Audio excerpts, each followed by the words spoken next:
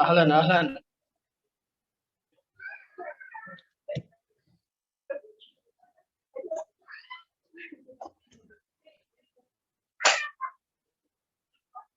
السلام ورحمة الله.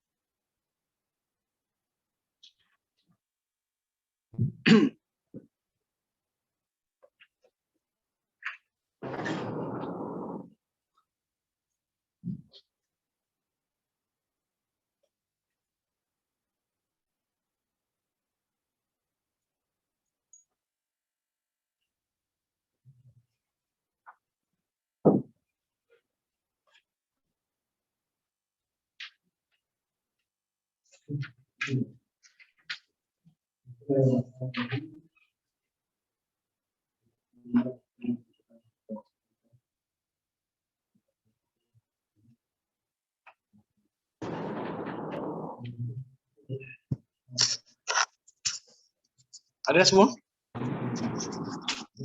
Kullukum mawjud? Kullukum mawjudin? Naam.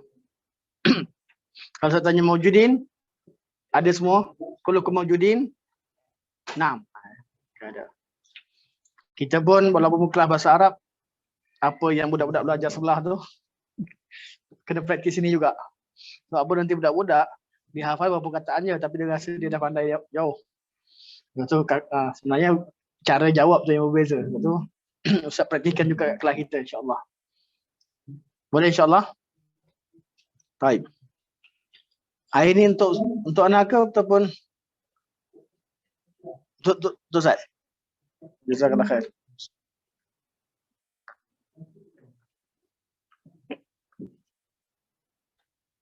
Apa kau tu? Okey. Kita mula. Ya Allah, nabda insya-Allah. Kita mula insya-Allah. Baik. Bismillahirrahmanirrahim. Alhamdulillahirabbil alamin. Nahmadullah ta'ala wa nashkuruh. Wa nusalli wa nusallimu ala sayyidina Muhammadin alladhi ar-risalah wa adda al-amanah wa nasaha al-ummah hatta atahu al-yaqin wa ala alihi wa sahbihi ajma'in. Subhanaka la ilma lana illa ma 'allamtana innaka antal alimul hakim. Rabbi shrah li sadri wa yassir li amri wahlul 'uqdatam min lisani yafqahu qawli. Amma ba'd.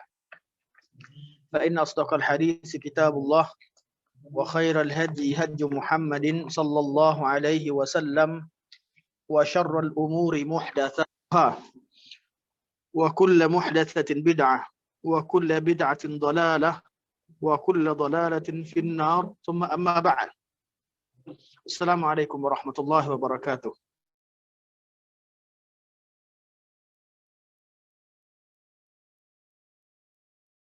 ثمانية عشر الصفحة 18.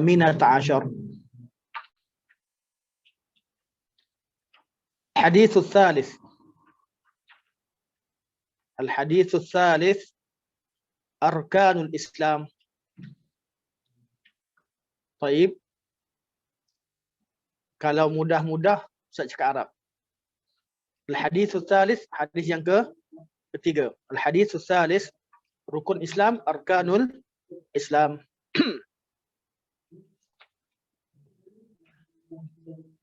An Abi Abdurrahman Abdullah bin Umar bin Al-Khattab radhiyallahu anhuma. An Abi Abdurrahman. Nama yang dimulakan dengan kalimah Abu Mubarak, Abu Abdurrahman, Abu Abdullah, Ummu Salamah, Ummu Aiman dan sebagainya. Nama begini dinamakan sebagai apa? Kunyah. Kunyah. Kaf, nun, ya, ta marbutah. Jadi kalau kata ma kunyatuka, Kunyah kamu apa? Ya Akhil. Ma kunyatuka? Abu Uqail. Dah ada target dah. Maknanya lepas ni dia ada anak letak nama Uqail. Ya Fatin. Ma kunyatuka? Nak letak anak apa? Tak fikir lagi. Dari mana tahu orang masuk Pinang? Kalau kita letak nama. Contoh Sayyidina Aisyah radhiyallahu anha. Aisyah radhiyallahu anha ada anak ke tak ada anak? Tak ada anak. Aisyah, Nabi kahwin dengan Aisyah tak dapat anak. Tapi Aisyah ada tak nama kunyah? Ada. Siapa? Ummi Abdullah. Tak syarat nak letak kunyah tu mesti ada anak. Abu Mubarak. Berapa umur Mubarak? Lahir pun tak lagi. Tapi ada kunyah sejak tahun 2008 lagi. 2008. Masa tu bila Ustaz nak buat dulu ada blog. Degatlah blog lama-lama dulu, zaman tu tak ada Facebook lagi. Facebook ada, ni tak famous lah. Tak famous lagi masa tu. Ada satu blog Ustaz buat ni. Ada blog. Jadi letak nama blog dia apa semua kali. Letak nama sendiri malas. Cerita benda kontroversi. Dia letak nama cari anak. Nama anak letak nama apa? Kebetulan ada syekh yang suka bagi duit kat orang untuk buat haji. Baiklah syekh ni. Nama dia Syekh Mubarak. Apa lagi? Tak apalah. Nama pun bagus, makna bagus, syekh tu pun baik. Sebagainya letaklah nama Abu Mubarak. Kononnya dapat anak letak nama Mubarak. Sampai sekarang tahun 2022. Sejak tahun 2008 dah 12 tahun, 14 tahun yang lalu. 14 tahun yang Mubarak belum keluar lagi. Belum dapat Mubarak. Tapi nama tu boleh tidak pakai? Boleh. Kunyah kebiasaannya diletakkan nama anak pertama. Anak pertama. Ataupun kunyah boleh juga diberikan kepada siapa-siapa dengan kehendak dia. Dia suka dipanggil sebagai apa? Contohnya Nabi tanya, ada seorang budak kecil main dengan burung. Dia main dengan burung, budak kecil.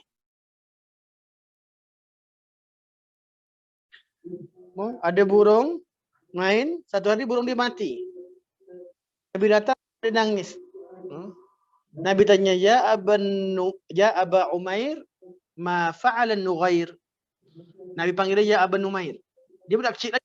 Nabi panggil Abu Numair. Boleh tidak? Boleh. Jadi Numair, nama yang Nabi berikan pada dia. Dia cara dan kunyah ni apa tujuannya? Tujuannya adalah untuk apa? Untuk menghormati orang yang kita panggil tersebut. Tujuan asal kunyah adalah untuk menghormati. Sebab kita tak nak panggil nama dia. Contoh korang panggil Ustaz Assalamualaikum Syafiq. Weh, nampak kasar. Tidak kurang hormat. Okey. Tapi kalau sebut kalau orang aja ya Abu Mubarak. Orang Melayu Abu Mubarak belum lagi. Orang kenal tak ustaz dululah, pak cik dululah semua kan. Tapi kalau buat orang Arab cukup dengan tak aba ni melembutkan atau menghormati. Ya Aba Abdurrahman.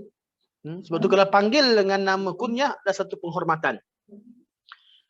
Al-Imam Nawawi rahimahullah ketika kali pertama seperti kita belajar, kali pertama perawi itu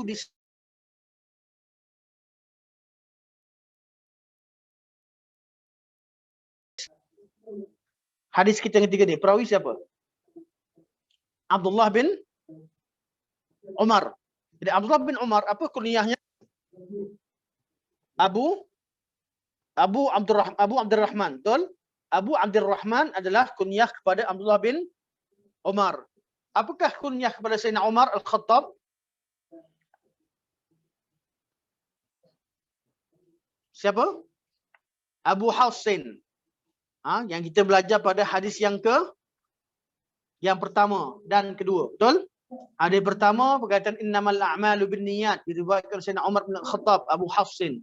Hadis yang kedua hadis Jibril juga diriwayatkan Sayyidina Umar. Maka kita cukup penulis sebut an Umar daripada Umar bin radhiyallahu anhu.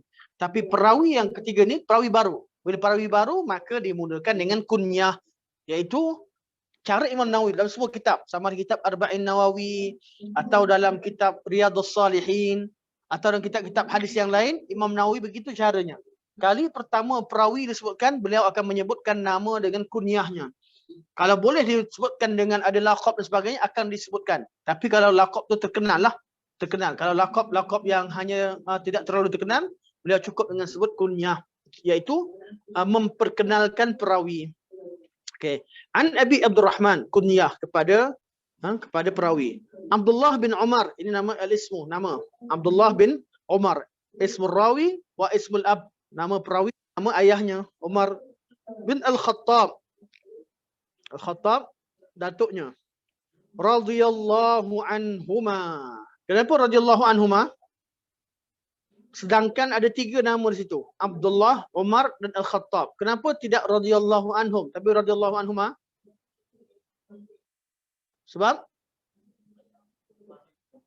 ayah Umar bukan sahabat. Al-Khattab meninggal sebelum Nabi lagi. Dia bukan sahabat. Sahabat hanya dua orang. Daripada 2 nama tadi, Abdullah bin Umar sahabat Nabi SAW, Umar bin Al-Khattab sahabat Nabi SAW. Maka kita sebut radhiyallahu anhuma. Radhiyallahu anhuma. Tapi kalau kita katalah kalau ketiga-tiganya perawi disebut radhiyallahu an, ketiga-tiganya sahabat disebut radhiyallahu anhum. Jelas? An Abi Abdurrahman Abdullah bin Umar radhiyallahu Abdullah bin Umar bin Al-Khattab radhiyallahu anhuma. Abdullah bin Umar salah seorang daripada Al-Abadilah. Okey, ambil istilah ni. Tiap-tiap hadis Jibril saja syarah agak ringkas. Sebab apa dalam tu kita akan jumpa pada hadis yang lain. Al-Abadilah. Biasa jumpa perkataan Al-Abadilah. Di kolam ada pen, maka atas. Nasib baik Ustaz sampai.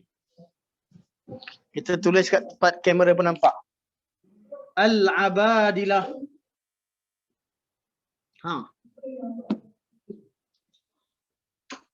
Al-Abadilah Al-Arba'ah. Apa maksud Al-Abadilah Al-Arba'ah? Siapa belajar hadis tak tahu benda ni, aib. Apa tu aib? Memalukan. Kalau tak tahu, tak faham istilah ni, artinya dia bukan pakar hadis atau bukan orang pernah belajar hadis betul-betul. Dia belajar ikut-ikut je, atau dia cuma dengar-dengar kuliah macam tu. Bukan bidang hadis atau bukan orang yang pernah belajar hadis. Al-Abadilah, apa Al-Abadilah? Jamak kepada kalimah Abdullah. Artinya Abdullah. Al-Arba'ah 4. Jadi ada istilah Al-Abadilah Al-Arba'ah. Abdullah yang 4. Siapakah Abdullah yang 4? Kalau sebut Al-Abadilah Al-Arba'ah, mereka ni ada 4 orang. Di kalangan perawi hadis. Yang pertama, Abdullah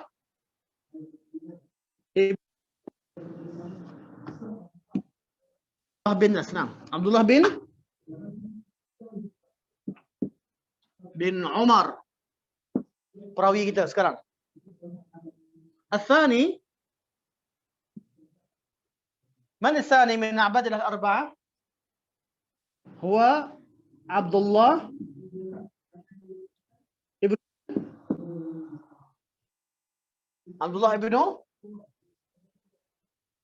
ibn Zubair.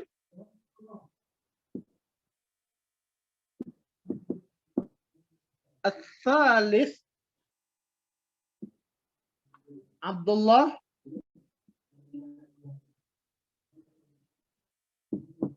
ابن عمرو.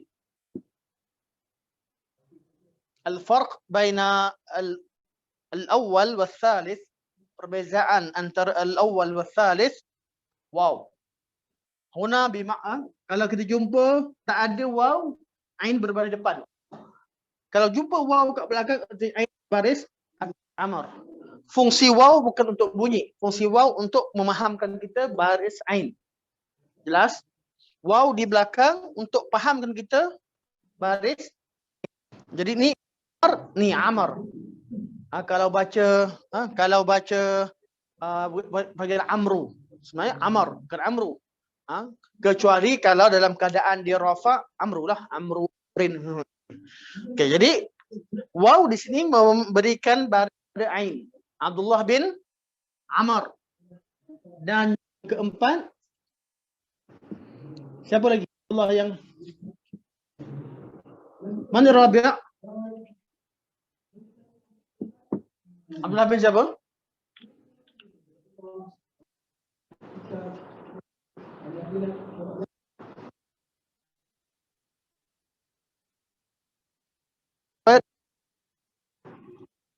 Abdullah tak masuk.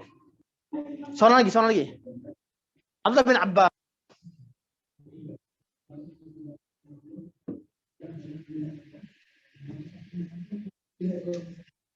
Ada seorang lagi.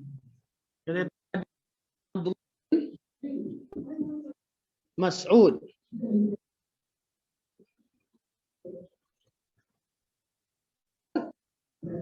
Bukan daripada Al-Abadilah Al-Arba'ah. Siapakah Al-Abadilah Al-Arba'ah? Istilah ini disebutkan oleh ulama untuk menunjuk 4 orang sahabat Nabi SAW, iaitu Abdullah bin Umar, Abdullah bin Zubair, Abdullah bin Amr dan Abdullah bin Abbas. Inilah dia Al-Abadilah Al-Arba'ah. Abdullah bin Mas'ud tak masuk. Kenapa? Antara ramai-ramai, Abdullah bin Mas'ud tua. Meninggal pada tahun 32 Hijriah. Awal meninggal.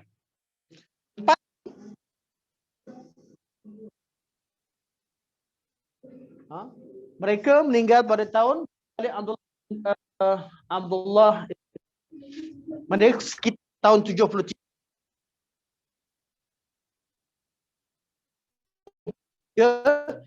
Hijriah. Lahir pada meninggal pada tahun 68 Hijriah. Yang seorang tu Az-Zubair yang meninggal awal. Yang lain lebih serentak.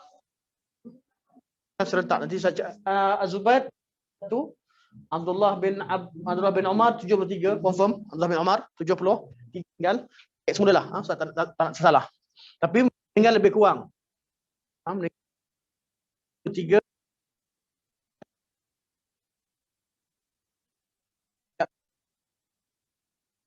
Abdullah bin Umar je 73 Hijriah. Kenapa mereka dinamakan sahabat? Istilah ulama kepada yang alim dan hebat dalam ilmu, dan mereka dikenal dengan abadilah. Abdullah bin Mas'ud sangat alim, sangat hebat, tapi meninggal awal.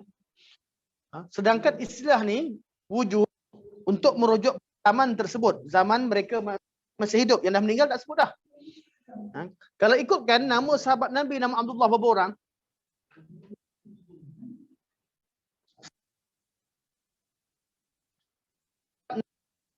Nama ada 220 orang. Yang nama Abdullah ibn Maktum, Allah apa lagi sebenarnya? Allah dari kalangan sahabat Nabi SAW. Jumlah mereka 220. 200 dibincangkan 4 orang. Kelima-lima meninggal pada 22 Hijriah awal. Masa tu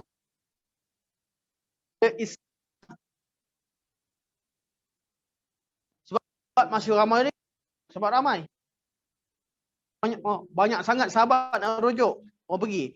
Sampai bila umur 5 tahun 60 Hijriah, 61, 60, sahabat tak ramai dah. Yang tinggal anak Nabi dah jadi orang tua. Kan? Dulu saya budak-budak baru sedar dah. Lagi kita kecil-kecil, ingat lagi pakcik-pakcik duk macam boleh tengok balik, Ustaz tengok balik yang kahwin kawan antakat, kahwin anak, dia nak kahwin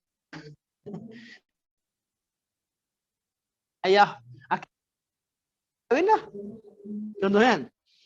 Dah umur berapa? Ustaz belum dapat anak. Kita lupa macam itulah. Ada ketika orang yang dahulunya kanak-kanak yang mana yang orang tua dulu dah meninggal lah. Yang budak-budak ni jadi orang tua. Ni semua kanak ni Wassalam. Dah meninggal dah. Yang ni umur panjang. Umur panjang, dia pula kanak-kanak zaman Nabi SAW. Jadi tinggallah berorang sahabat yang tua, yang alim, hebat. Sebab itulah mereka banyak meriwayatkan hadis.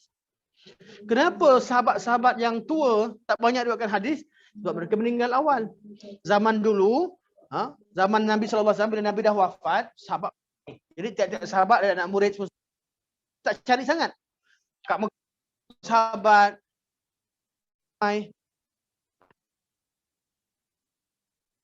pergi Syam, sahabat senang. Makin lama makin ramai meninggal. Tinggal sahaja lebih kurang dalam hanya belasan orang dekat dunia ni. Jadi orang golongan tabi'in, masa itulah mereka mengambil usaha untuk belajar hadis. Sahabat yang ada mereka tak bagi pergi perang. Ajarkan kami nak catat hadis. Diwujud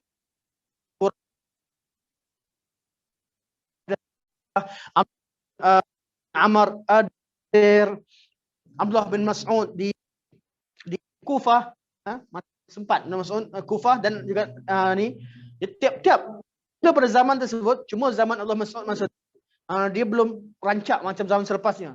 Makin lama makin rancak dalam ulama menulis hadis. Sebab apa? Sebab sumber dan tempat sahabat dengar dari Nabi itu dah. Jadi sahabat gas kemudian itulah riwayat hadis daripada mereka terlalu banyak. Mereka al-mukatsirin yang banyak meriwayatkan hadis. Jelas? Bukan Umar, Sayyidina Abu Bakar tak banyak hadis, mereka dah paling banyak. Tapi mereka meninggal awal, zaman mereka masih ramai sahabat. Bukan belum lagi sampai pada zaman orang cari hadis, orang catat, orang nak hafal hadis sebagainya. Sebab hadis ada pada mereka, mereka hanya bercakap ketika ada tapi zaman ni mereka memang dah belajar taharah, apa yang aku tahu, masalah solat macam mana. Caranya adalah untuk agama. Selagi mereka tahu, mereka ajarkan, maka dalam tiap-tiap bab ditemukan hadis-hadis yang diriwayatkan oleh golongan al-muqin. Sebetulnya Aisyah radhiyallahu anha, isteri Nabi paling muda, meninggal pun lambat, antara umur panjang, Aisyah banyak meriwayatkan hadis. Khadijah, ada tak riwayat Khadijah? Khadijah tidak ada riwayat hadis. Sebab apa? Meninggal, hidup lagi. Betul tak? Ramai sahabat-sahabat yang tak riwayat hadis, tak semestinya mereka ini tak semestinya yang riwayat hadis banyak lebih afdal. Tak. Ramai sahabat yang tak riwayat hadis tapi mereka adalah sahabat-sahabat yang mulia. Kebanyakan mereka meninggal pada zaman Nabi SAW. Khadijah tidak meriwayatkan sebarang hadis. Tetapi hadis yang diriwayatkan daripada beliau ada. Hadis yang diriwayatkan tentang beliau banyak.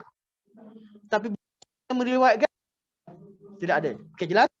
Okey. Terus. Qala Umar berkata, Sami'tu, aku mendengar. Apa isyaratnya kat sini? Menunjukkan bahawa hadis ini diriwayatkan secara langsung daripada Nabi SAW. Artinya memang Word yang diriwayatkan ialah apa yang didengar langsung daripada mulut Nabi SAW. Setengah daripada hadis diriwayatkan oleh sahabat melalui sahabat yang lain. Jadi mereka tak gunakan kalimah sami'. Mereka gunakan kalimah an Rasulullah sallallahu alaihi wasallam. Biasa dengar? Kalau an arti dengar daripada Nabi. Ada dengar langsung ataupun perantaraan disebutkan. Tapi kalau sebut sami' confirm dengar direct. Bidunil wasitah, Islam sami'a min bidunil wasitah, tanpa ada orang tengah. Penting tak benda ni? Penting tak penting? Apa kepentingan Fatini? Apa kepentingan sami' tu? Apa tujuan? Boleh ke kita hadis ni kata Abdullah bin Umar sami' tu kita tukar? Nabi Abdullah bin Umar radhiyallahu anhu anin Nabi sallallahu alaihi wasallam qal. Boleh tidak? Sebaiknya kekal. Qala sami'tu. Sebab kekalkan. Kenapa? Nak beritahu hadis ini didengar secara langsung, direct. Dari mana, apa kemanfaatnya? Setengah daripada sahabat masuk Islam lambat. Atau datang jumpa Nabi lambat. Abu Hurairah Islam awal. Nak pergi jumpa Nabi di Habsyah. Sampai ke Habsyah, sampai ke sana, rupanya Nabi tak ikut. Sahabat-sahabat saja. Datang Madinah selepas peperang Khaybar. Tahun ke-7 Hijrah baru sampai Madinah. Jadi tengok pada hadis Abu Hurairah. Kalau hadis Abu Hurairah kata anin Nabi sallallahu alaihi wasallam, berkemungkinan hadis yang memang Abu Hurairah dengar daripada Nabi, berkemungkinan juga hadis Abu Hurairah diriwayatkan daripada sahabat yang tarik. Okay. Kalau Abu Hurairah kata sami'tu Nabi sallallahu alaihi wasallam yaqul, aku dengar Nabi sallallahu alaihi wasallam berkata. Maksudnya apa? Abu Hurairah dengar langsung daripada Nabi sallallahu alaihi wasallam. Bila dengar langsung, automatik. Bila dengar Abu Hurairah kata sami'tu saja, artinya peristiwa ini, peristiwa ketika waktu dia dengar tadi adalah selepas tahun ke-7 Hijriah. Bila tahu tahun selepas, penting tu apa? Kadang-kadang ada dua hadis yang hukumnya berbeza. Jadi kita tahu, oh hukum yang pertama dulu pada awal Islam telah dimansuhkan oleh hadis yang kemudian. Jadi yang mana kita pakai? Yang kemudian, kalau ada pertentangan. Mana pada peringkat awal dulu, boleh atau tidak minum arak? Masa kat Mekah, boleh minum arak ke tidak masa sebelum hijrah? Boleh. Orang Islam, mana dari segi hukumnya, boleh minum arak. Tak ada larangan lagi minum arak. Sampai ke Madinah pun, orang Islam masih minum arak. Ada orang Islam, lepas minum, di solat. Sampai di solat pun dia baca pun tak betul. Baru Nabi kata, Allah turunkan Al-Quran, wala taqrabus solat wa antum sukara. Jangan dekati, jangan solat kalau kamu mabuk. Masa tu baru larang solat, larang minum arak ketika nak solat. Belum lagi larang secara mutlak. Ayat innamal khamru wal maisir wal ansab wal azlam rijsun min amali syaitan turun kemudian. Nampak? Kita tak boleh berhujah, sebab minum arak boleh, minum arak tu boleh, jadi bolehlah. Kita dengan agama disempurnakan. Bila Allah declare kata al-yauma akmaltu lakum dinakum, dah sempurna, tak ada lagi nasah masuk, tak ada lagi yang menasahkan dah. Agama Islam masa tu dah sempurna dah. Jelas? Okey, kewajipan solat solat ada tak di Mekah Mukarramah? Ada. Tapi cuma dua waktu, pagi dan petang. Selepas peristiwa Isra Mi'raj, berapa waktu diwajibkan? 5 waktu. Lepas dah 5 waktu, boleh tak solat kat Mekah? Tak boleh dah. Mana dah dimansuhkan hukum solat pagi petang. Betul tak Izzah? Betul. Okey. Izzah sekolah pagi? Oh, sekolah pagi kat sekolah. Petang ke sini. Oh, insya-Allah. Izzah dengan Zarah adik-adik. Izzah tua ke Zarah tua? Izzah tua. Bukan tua, maksudnya lebih besar. Okey. Jadi kat mana tadi? Solat masa turun 5 waktu belum lagi ditetapkan rakaat macam sekarang. Baru 2 rakaat semua sekali. Subuh 2 rakaat, Zuhur 2 rakaat, Asar 2 rakaat, Maghrib 2 rakaat, Isya 2 rakaat. Rakaat yang ada sekarang baru disempurnakan ketika di Madinah Munawwarah. Yang kita belajar kat matan sirah. Faham? Jadi kita beramal dengan mana? Nak amal masa zaman awal Islam ke amal dengan agama ketika agama sempurna? Ketika agama dah sempurna. Dah sempurna tak boleh dah pergi tengok belakang balik. Sebelum perang Khaybar, perkahwinan mut'ah dibenarkan.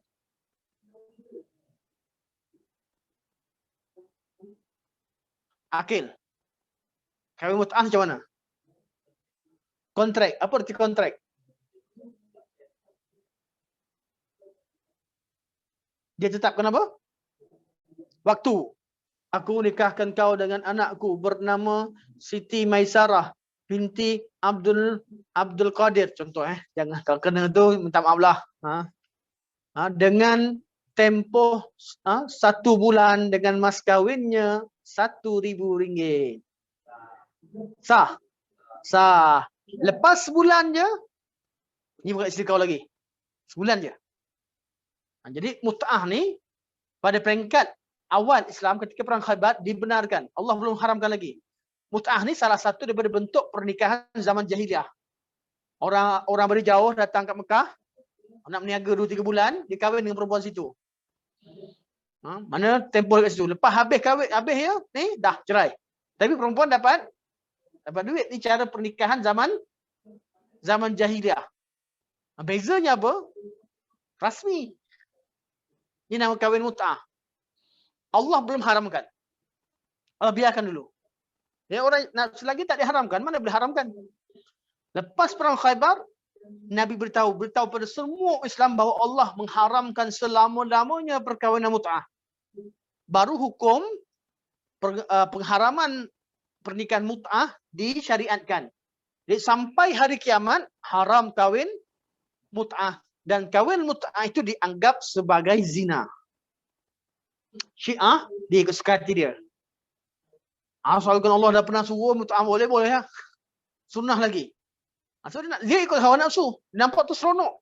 Seronok kahwin mut'ah. Tak. Mana seronok? Banyak masalah. Tapi tak payah kita mau kahwin banyak-banyak. Sekarang kerja akil pergi Pinang siapa-siapa ke sini kan. Okey. Sami'tun Nabiyya sallallahu alaihi wasallam yaqul. Aku mendengar Nabi. Nabiyya beratas maf'ulun bih. Sallallahu alaihi wasallam yaqul. Nabi berkata, Buniyal Islamu ala khamsin. Apa itu bunya?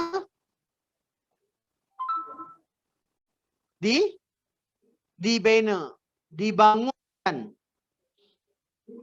Buniyal Islamu ala khamsin. Islam terbina di atas 5 perkara. Apa arti bina? Artinya kalau 5 benda ni tak ada pada seseorang, tak boleh panggil dia Islam. Memang dia bukan Islam lah. Kalau tak mengucap kalimah syahadah, solat pun tidak, puasa pun tidak, haji pun tidak, boleh ke kita nak rumah depan ni ramai orang non-Muslim, orang bukan Islam depan ni kan? Boleh ke kita panggil orang Islam?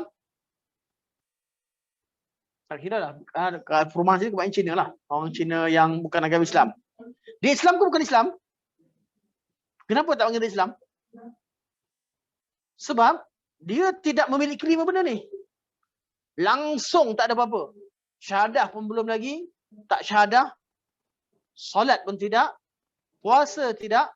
Haji tidak. Zakat tidak. Islam tak Islam? Tak Islam. Itu nama bunia. Terbina. Mana baru dipanggil, Nabi bayangkan Islam ni sebagai satu bangunan. Dan bangunan tadi lengkap dengan 5 perkara. Okey. Bunyal Islam ala khamsin. Islam terbina di atas 5 perkara.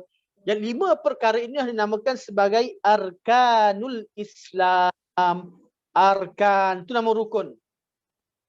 Rukun Islam. Apa tu rukun? Kalau kurang satu rukun tak sah atau tidak boleh dinamakan satu perkara yang tak cukup rukun dengan namanya. Contoh. Mana satu benda takkan sempurna. Kereta. Kereta ada berapa rukun? Banyak. Sebuah kereta. Ambil kereta besar sangat. Basikal. Basikal ada berapa rukun? Benda yang mesti ada. Tak ada benda tu tak nama basikal. Betul? Tayar. Tak ada tayar.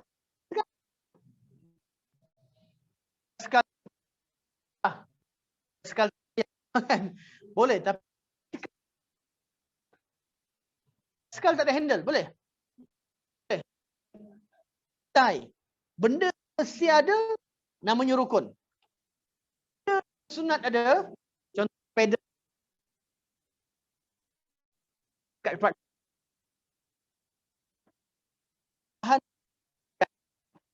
tak nama rukun. Dia sunat ke, dia tak ada rukun, dia sunat sebagainya. Faham? Rukun ni kalau tak ada memang tak sah, tak boleh. Jelas? Contohnya apa? Contoh lain, solatlah solat. Orang solat, Allahu Akbar. Jadi boleh duduk tenang. Assalamualaikum warahmatullahi. Rokok tak ada, sujud tak ada. Sah.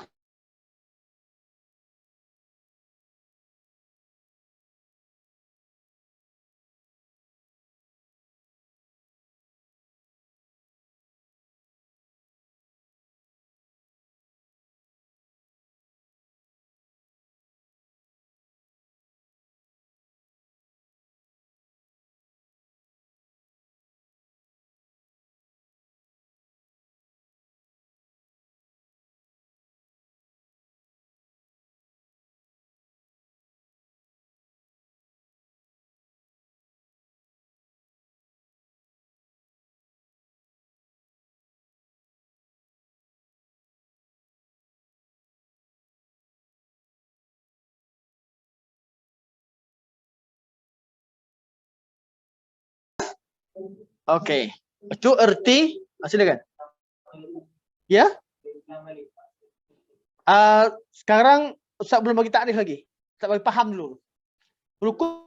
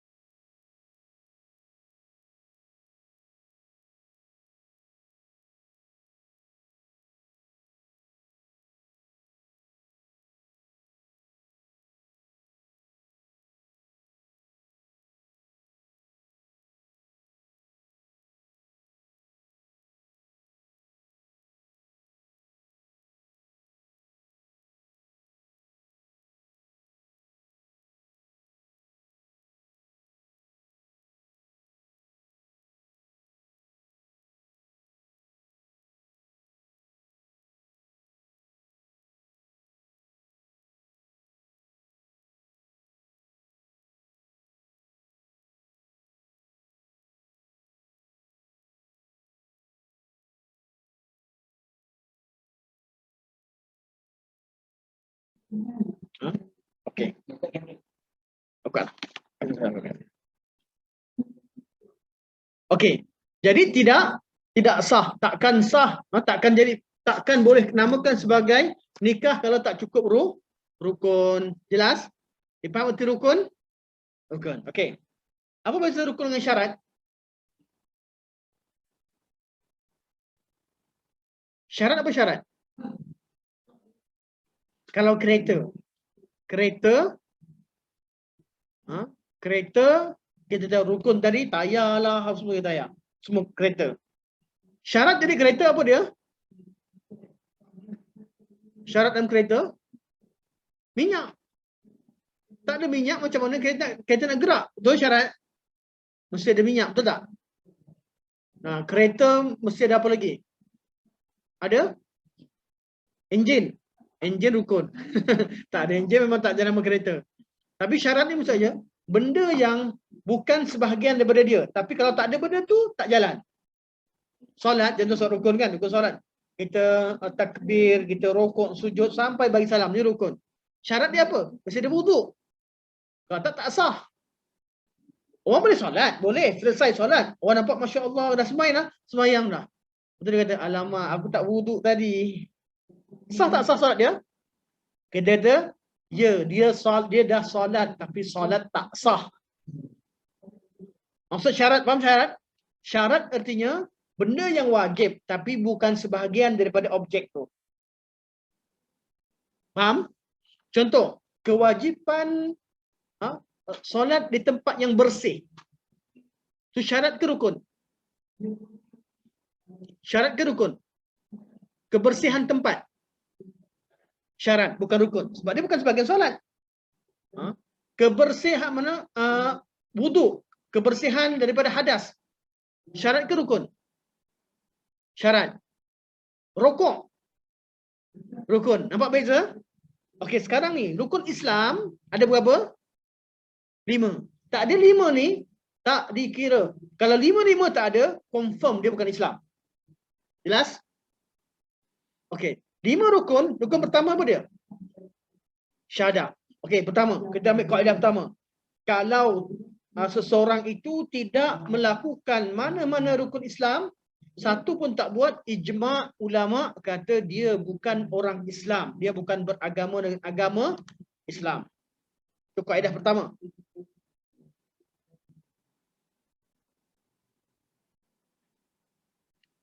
Kaedah kedua. Atau perkara kedua yang perlu faham. Rukun yang pertama ialah mengucap 2 kalimah syahadah. Sama juga ijma' ulama. Mana ijma' ahli sunnah wal jamaah. Ulama yang diterima oleh ijma' ahli sunnah wal jamaah. Ijma' ulama atau ijma' ahli sunnah wal jamaah bahawa orang-orang yang tidak mengucapkan 2 kalimah syahadah, dia bukan orang Islam. Tiba-tiba orang tu mengucap pun tidak, apa tidak, dia belum puasa. Ramai tak zaman sekarang orang puasa? Orang yang non-Muslim, bulan Ramadan nak puasa sekali dengan orang Islam. Malam-malam dia pun nak sahur, dia tahan dia punya perut. Kan? Sampai maghrib azan dia makan sekali. Ada tak sekarang? Ada. Sah ke tidak? Dia Islam atau bukan? Dapat pahala atau tidak? Tak ada apa-apa. Dia buat tu mungkin dapat kebaikan puasa lah. Dia dapat rasai macam mana orang miskin berlapar. Dia dapat seronoknya ketika dapat makanan. Dia dapatlah kelebihan-kelebihan dunia. Tapi pahala tak dapat. Tak sah. Jadi, sebab apa? Sebab dia tidak ada kalimah syahadah. Jadi, ijma' ulama mengatakan bahawa siapa-siapa yang tidak mengucap 2 kalimah syahadah, dia bukan orang Islam. Okey, ada 2 benda tadi. Ijma'. Kalau orang tak buat langsung 5 benda ni, bukan orang Islam. Yang kedua, kalau dia tidak mengucap 2 kalimah syahadah, dia juga bukan orang Islam. Itu ijma'. Ijma' artinya apa? Tidak ada perbezaan pandangan ulama.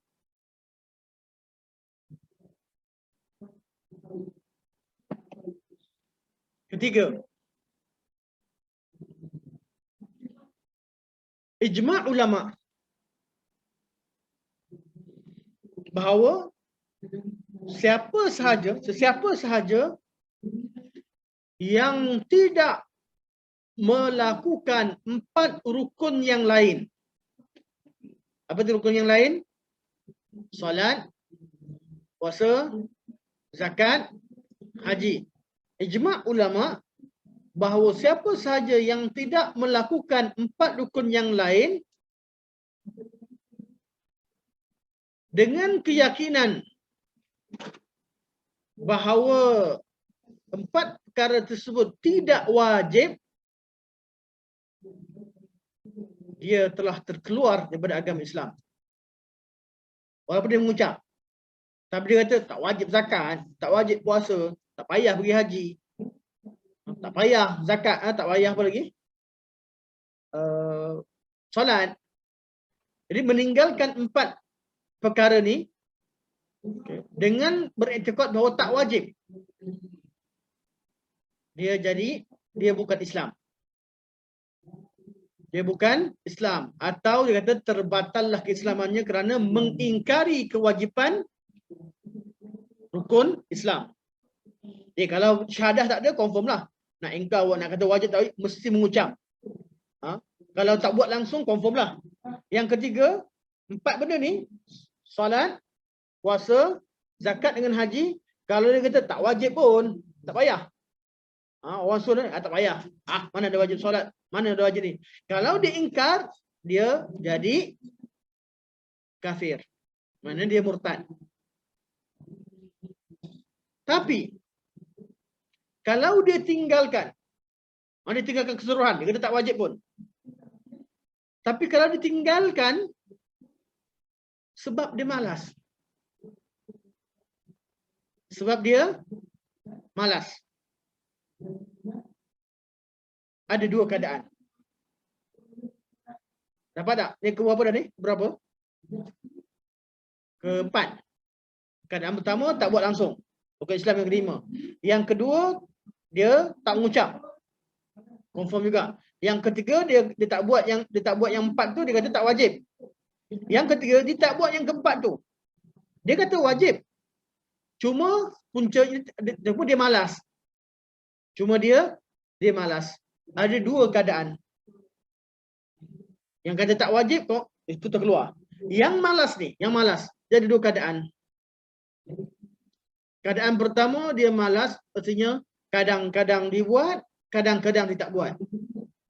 Solat 5 waktu, 3 waktu dia solat. Tapi tiap-tiap kali subuh gajah. Tak pernah subuh yang betul.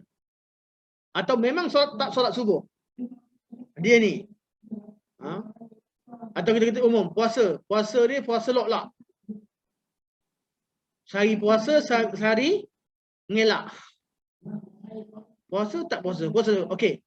Orang yang begini, yang tinggalkan, yang buat kadang-kadang buat, kadang-kadang tak buat. Kafir tak kafir dia? Tidak. Dia jadi orang Islam yang ahli maksiat, yang buat maksiat kepada Allah Subhanahu wa taala. Yang puasa sekali-sekala, solat sekali-sekala, haji betul lah, haji buat sekali cukup. Sekali-sekala. Zakat sekali-sekala. Okay. Orang begini dia adalah ahli maksiat. Okey, yang kedua, keadaan kedua. Memang tak buat langsung. Dia malas dia, sembahyang tak pernah, puasa tak pernah, haji confirm lah. Zakat pun tak pernah. Dia kata wajib, tapi dia malas dia beramal ibadat dan loketnya dia tak pernah langsung keluarkan zakat. Sedangkan dia ucap kalimah la ilaha illallah. Tapi dia tinggal langsung. Bila tinggal langsung, ada 2 pandangan ulama, baru masuk khilaf.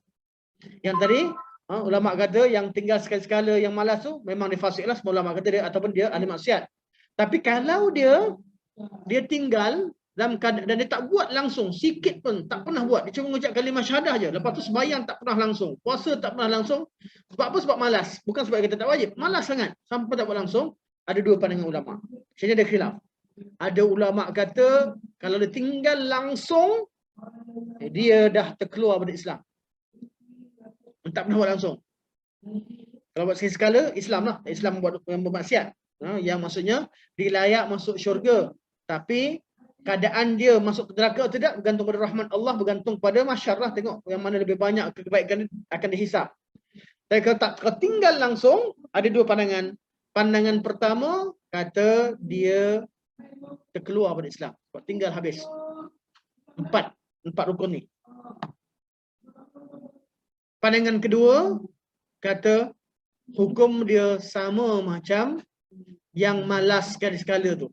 Yang malas dan buat sekala. Jelas Arik? Jelas Ada berapa pandangan Arik? Dua. Bagi yang malas dan tak buat langsung. Pandangan yang pertama kata dia terkeluar dari Islam sebab tak buat langsung. Pandangan kedua kata dia sama macam orang yang malas yang lain, iaitu yang kadang-kadang buat, kadang-kadang tidak buat. Cuma dosa dia lebih besar lah sebab langsung tak buat. Okey, jelas kat situ? Okey. 4 rukun. Kecuali solat. Solat ada perbincangan yang khusus. Ini yang kelima. Solat ada 2 mazhab. Ini dalam bab apa? Bab tinggalkan keadaan malas. Keadaan kata tak wajib, confirm lah. Confirm yang tu terkeluar di Islam.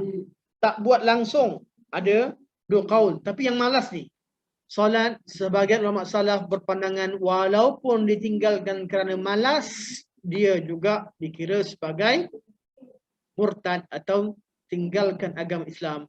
Walaupun pandangannya lebih kuat, dia tidak murtad, tapi dia telah mencalarkan keislamannya sehingga hampir-hampir dihukumkan sebagai murtad kerana dia meninggalkan rukun yang paling utama selepas kalimah syahadah, selepas mengucap 2 kalimah syahadah. Okey, sampai sekarang jelas?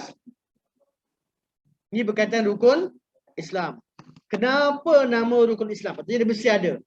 Tapi katakanlah orang tu ucap 2 kalimah syahadah, dia solat, dia puasa, dia zakat, dia menunaikan haji. Tapi orang meminta sedekah. Pakcik, tolonglah kami orang miskin, tolong. Kata,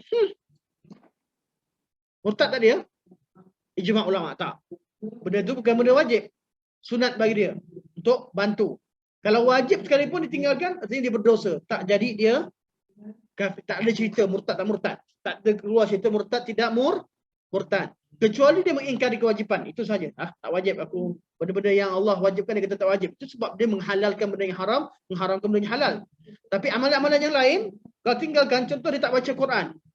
Setahun dia khatam, dia cuma baca Bismillah, Fatihah dengan surah. Itu je dalam solat. Yang lain dia tak baca langsung. Dia tak baca. Islam tak Islam dia? Islam. Sebab dia dah buat rukun Islam. Sedekah, tak tolong madrasah, budak madrasah ke, orang yatim ke, tak tolong langsung. Dia keluarkan zakat juga. Lepas zakat, tak naklah sedekah lagi. Islam tak Islam dia? Islam. Faham maksud rukun Islam? Rukun Islam ni mesti dia buat. Kalau tak buat, ada masalah keislaman dia. Jadi kalau dia tak buat, tak mengucap kalimah syahadah, confirm dia tak Islam. Kalau dia tak buat langsung, lagilah confirm dia bukan Islam. Kalau dia buat rukun Islam, mengucap kalimah syahadah, tapi yang lain, bab solat ada khilaf tadi, bab yang lain tengok dia malas ke, dia mengingkari kewajipannya. Kalau kata tak wajib, confirm dia keluar dari Islam. Kalau dia kata wajib tapi cuma malas, ada 2 hukum. Satu tak buat langsung, satu buat sebahagian. Jadi perbincangan inilah dia rukun Islam. Cuma siapa sahaja yang tak buat salah satu benda rukun tadi, dalam keadaan dia wajib, dia telah mencacatkan Islamnya, itu jelas. Cuma kecacatan tadi sampai kepada murtad atau tidak, itu yang khilaf. Tapi kalau tak buat benda lain, dia tak sedekah, dia tidak baca Quran, dia tidak mencacatkan keislamannya secara umum. Sebab tu Ustaz buat bulat, ingat bulatan. Kalau dibuat 5 benda tu, dimasukkan dari Islam yang umum. Cuma dalam bab hadis Jibril, lebih kepada kita tengok pada kualiti. Tapi wajibnya, yang wajibnya 5 perkara ni. Yang jadi rukun Islam. Betul Nabi kata terbina Islam di atas 5 perkara. Sebab wajib ada. Mesti ada 5 perkara ini pada seseorang yang bergelar sebagai seorang Muslim. Jelas? Okey. Apa kalau habis kita Ustaz masa habis. Lagi 3? 5 minit lagi. Okey.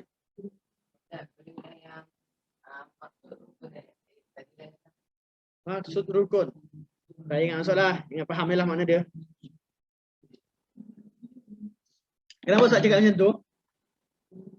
Dari segi takrifan, Ustaz tak fokus kepada takrifan satu-satu. Antum akan belajar nanti bab usul fiqh ada ni. Dalam bab ni, kalau antum belajar tahun berapa ni, kita akan betul-betul hafal rukun, apa arti dia. Tapi Ustaz fahamkan makna dulu. Benda yang mesti ada. Contoh badan kita, rukun badan kita apa? Tangan, mata, kaki, semua yang badan kita rukun ni. Betul tak? Yang boleh dikatakan sebagai rukun. Tapi ada bahagian yang tak rukun.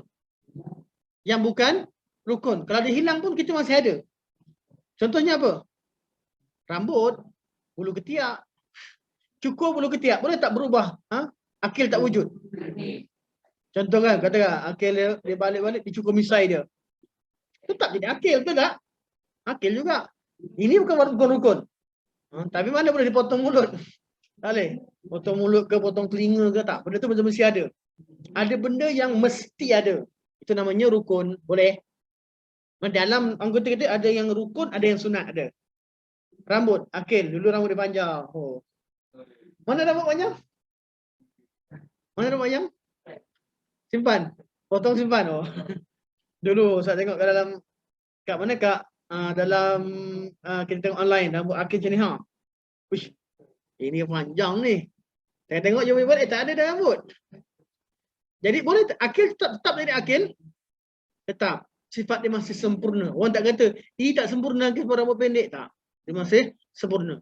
Tapi kalau hilang anggota penting, agak tak sempurna. Ada orang hilang sebelah tangan, tak sempurna.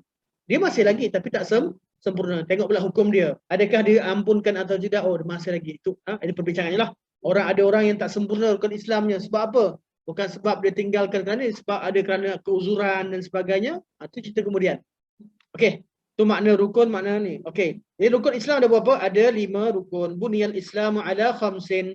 Pertama, syahadati an la ilaha illallah wa anna Muhammadar Rasulullah.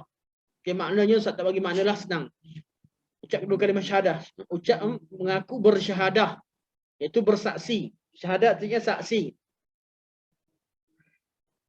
Apa itu saksi? Saksi mesti ada apa benda?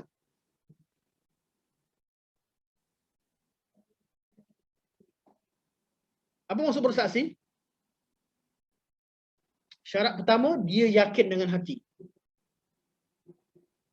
Contohlah, kalau kita jadi saksi dalam mahkamah, kita mesti yakin apa yang kita jadi saksi padanya satu benda yang betul. Apa yang kita cakap sama dengan apa yang kita yakin. Kita kata, saya saksi bahawa monyet yang curi pisang tu masuk mahkamah.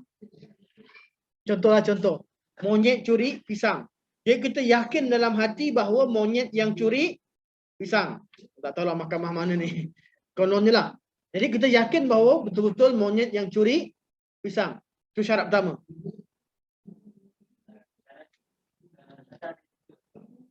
Yang tu itu ikhlas, detail. Nanti akan syarahkan nanti. Kita kena ambil satu kali kelas untuk kaibas. Syahadah ada ilmu, ada yakin, ada ini semua kemudian. Yang qiyad Islam semua sekali kita baca kemudian. Tapi untuk dari segi bahasa, nak jadi saksi syahadah mesti ada beberapa perkara. Pertama, orang tu dia yakin di atas apa yang disampaikan. Dia nak jadi saksi mesti yakin. Dia jadi saksi naik mahkamah. Naik mahkamah. Harimau buat harimau ke singa? Raja hutan. Singa sebagai mahkamah. Dia panggil binatang-binatang tertentu. Tak mahulah contoh, tak kena mengena pun. Tapi contohlah, dapat contoh. Tentang monyet curi pisang. Jadi yang nak jadi saksi, katalah angsa. Korang jadi angsa. Jadi saksi di depan harimau. Depan singa. Dia kena yakin bahawa betul-betul monyet yang ambil. Itu syarat pertama. Kalau saksi kita yakin lain, dia rasa tak bersalah, kita kata dia bersalah. Itu dosa. Dosa. Dia namanya saksi palsu.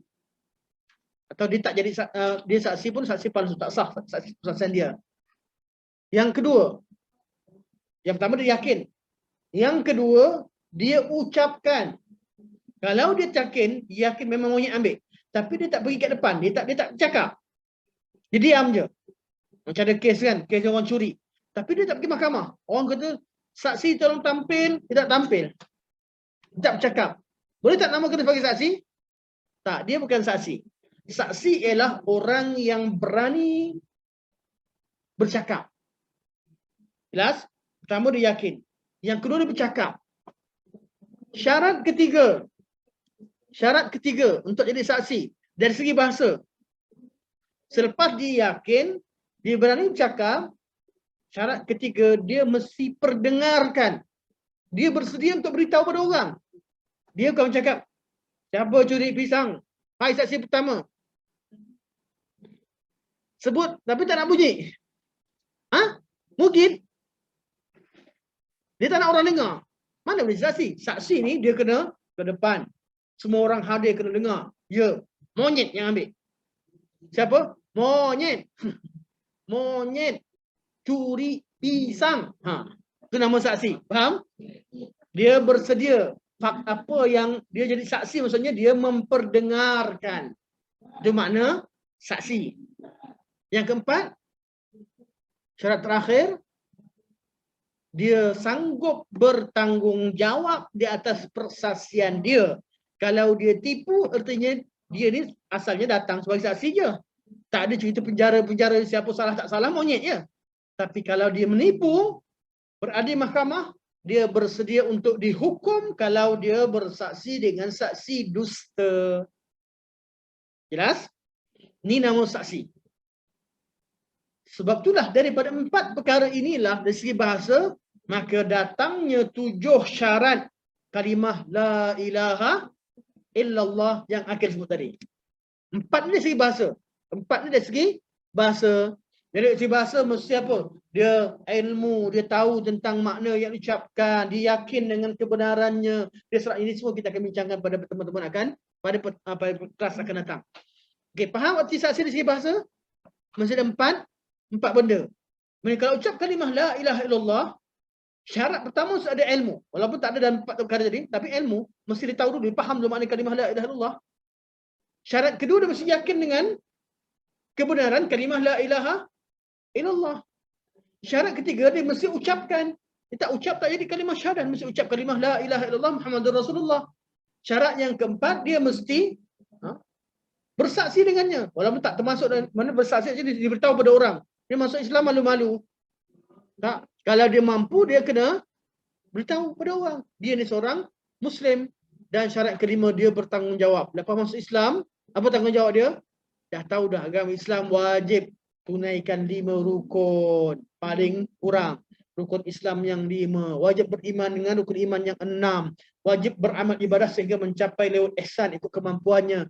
Dan paling kurang Islam, iman ataupun ihsan itu daerah Islam. Ini dari kesediaan yang mesti ada. Kalau tak buat, sedialah. Dah masuk Islam, mana boleh pergi zina. Kalau buat juga, kena sebat. Dia dah bersedia dah. Kalau dia bukan Islam, biarlah dia. Asalkan jangan mengganggu orang Islam. Asalkan jangan merosakkan masyarakat sebagainya. Ada syarat-syaratnya. Tapi kalau Islam, dia kena solat 5 waktu. Tak solat, boleh kena tangkap. Tak puasa, boleh kena tangkap. Sebab dia orang Islam. Maksudnya dia bersanggup menerima risiko di atas persaksiannya. Asyhadu an la ilaha illallah, asyhadu anna Muhammadar Rasulullah. Itu orang Islam semua wajib mengamalkan syariat Islam. Islam tidak ada paksa. Kat mana? Untuk mengucap dia orang Islam. Tapi lepas jadi Islam, boleh kita paksa dia tutup aurat. Perempuan tiba-tiba buka semua muda kita tu. Pergi. Kalau saya polis, kita ada hak untuk paksa dia tutup aurat. Ini polis agama lah. Sebab apa? Dia orang Islam. Dah mengucap kalimah la ilaha illallah Muhammadur Rasulullah. Di Islam tak solat. Boleh tak pemerintah wajibkan dia solat? Paksa dia solat?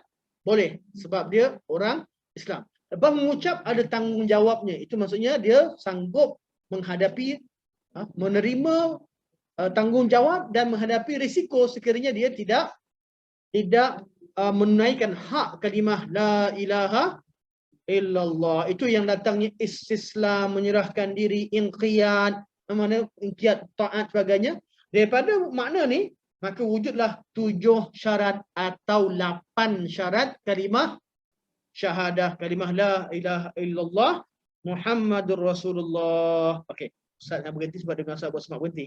Ustaz semak kan? Okey, sampai sini saja. Selamat berujian. Subhanakallah wa hamdika asyhadu an la ilaha illa anta astaghfiruka wa atubu ilaik. Wa sallallahu ala sayyidina Muhammad wa ala alihi wa sahbihi wa baraka wasallam. Alhamdulillahirabbil alamin. Wassalamualaikum warahmatullahi wabarakatuh. Okey. Alamak, Ustaz baru tengoklah. Dia kata suara Ustaz putus-putus. Mungkin lain madrasah, wallahu alam. Dengar putus-putus tak? Ya, putus-putus. Pengayuh. Ada jawapan dah, minta maaf lah. Ada yang ikut online, minta maaf. InsyaAllah minggu depan tengok betul-betul kat komen tu. Ustaz jam ke saya jam? Ustaz jam ke saya yang jam? Syarat dosa besar banyak sangat. Komen. Terima kasih. Lepas ni anda akan cek. Tak buka chat, baru buka chat. Terima kasih banyak-banyak yang jawab. Assalamualaikum warahmatullahi wabarakatuh.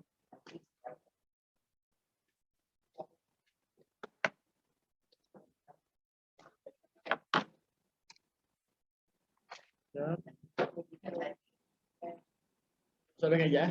Sabar.